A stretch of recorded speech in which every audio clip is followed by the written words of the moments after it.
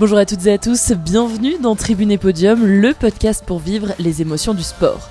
Je suis Solène Rigoulet et tous les jours jusqu'à la fin de la quinzaine olympique, on se retrouve pour tout savoir de l'actualité des Bleus à Milan-Cortina. Record de médailles égalé pour l'équipe de France. Le record était de 15 médailles aux Jeux d'hiver. Il avait été établi en 2014 à Sotchi et réitéré en 2018 à Pyeongchang.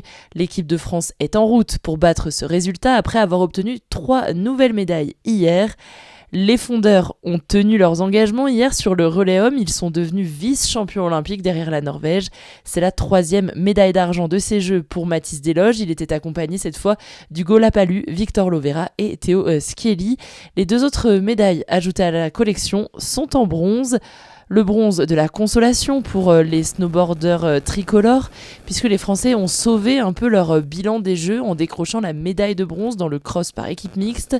La 3e place arrachée clairement par Lohan Bozzolo et Léa Casta ressemble quand même à une déception pour les Bleus qui avaient débarqué en Italie avec d'immenses ambitions, puisque c'était quand même le pays le mieux représenté dans l'épreuve mixte avec 3 équipes en lice ce dimanche.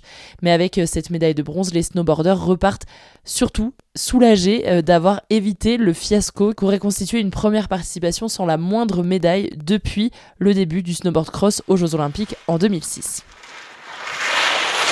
En biathlon hier, c'est un mélange d'émotions très étranges. En étant présente à Antols, je peux te dire que les 2 poursuites étaient clairement magnifiques. Les biathlètes ont tout donné, ils se sont battus sur les skis comme derrière la carabine.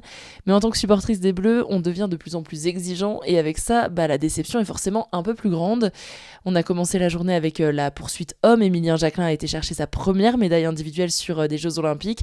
Il décroche le bronze après avoir rêvé quand même de l'or, mais son dernier tir l'a condamné à une 3e place.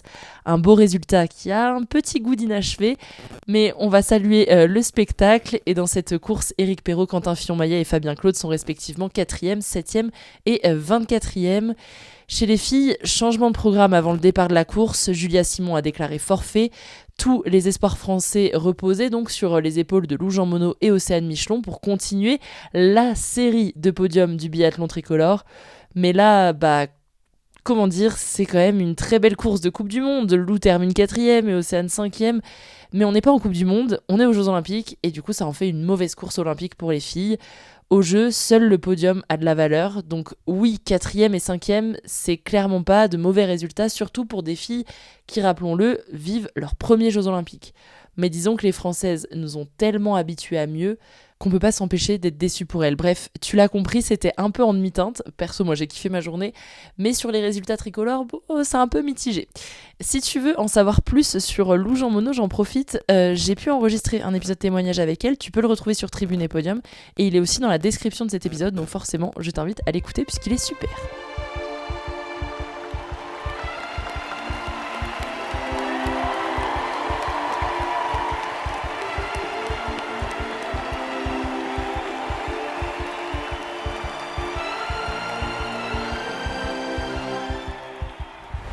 Sur la piste du slalom géant, pas d'exploit des Bleus. Dorian Escanet est 22e et Camille Cerruti ne termine pas le parcours de la 2e manche suite à une chute.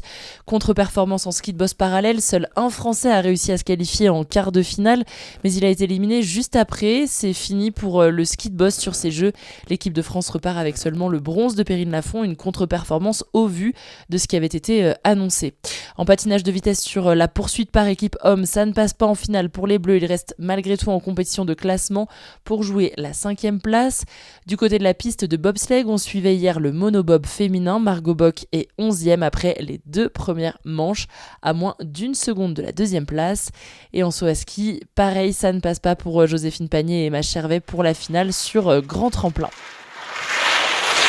Sur la glace, la France affrontait l'ogre canadien en hockey. Alors évidemment, il n'y a pas eu de miracle. Le moins bon joueur canadien est meilleur que notre meilleur joueur français, donc on ne pouvait pas s'attendre à grand-chose. Mais les hockeyeurs tricolores pourront quand même être fiers d'avoir réussi à mettre 2 buts. Score final 10-2. Il reste un match de barrage à l'équipe de France pour tenter de se qualifier en quart de finale de cette compétition olympique. Et ça, c'est une très bonne nouvelle sur le ski freestyle Big Air. Nos 2 Français en lice, Timothée Sauvignon et Mathias Roche, obtiennent tous les 2 leur place en finale. On les attend au rendez-vous de la finale de Big Air.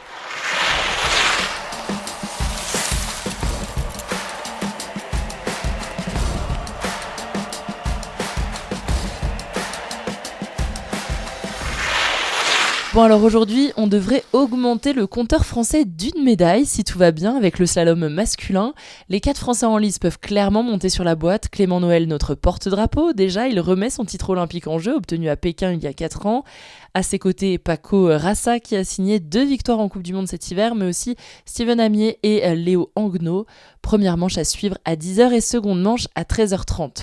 Suite et fin du concours de monobob féminin ce soir avec la 3e et 4e manche. Margot Bock est toujours en lice. Arrivera-t-elle à faire mieux que 11e, ce qu'elle avait fait à ses derniers jeux? Réponse ce soir.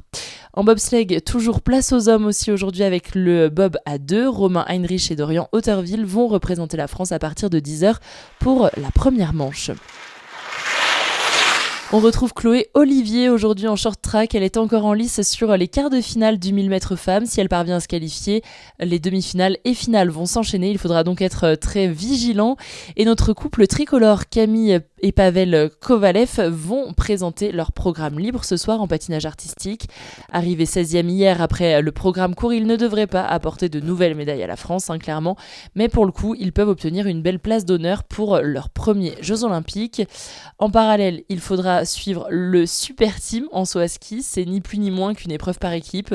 Jules Chervet et Valentin Foubert composent le duo français.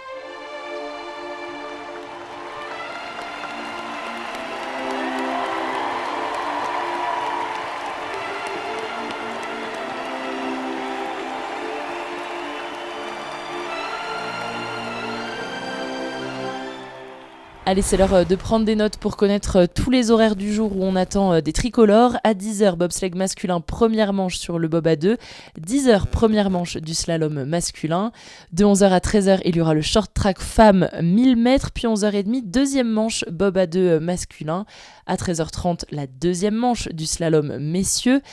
Et à 19h, troisième et quatrième manche du monobob féminin. 19h également, saut à ski masculin, le Super Team. Et enfin, à 20h, pour une belle soirée de patinage, le programme libre des couples. Et quand même, c'est un détail qui a de l'importance. Je voulais revenir sur ce qui s'est passé hier. Martin Fourcade a récupéré sa 6e médaille d'or olympique. Il avait été sacré vice-champion olympique à Vancouver en 2010. Mais après enquête et analyse, le Russe arrivé premier a été disqualifié pour dopage. Ainsi, hier a eu lieu une cérémonie de réattribution des médailles. C'est comme ça que le plus grand biathlète français de l'histoire a obtenu sa 6e médaille d'or olympique. Bref, c'était une très belle image à voir et surtout ça montre la beauté du sport, même quelques années plus tard. C'est tout pour aujourd'hui, je te souhaite une très belle journée olympique et je te dis à demain dans Tribune et Podium. Ciao!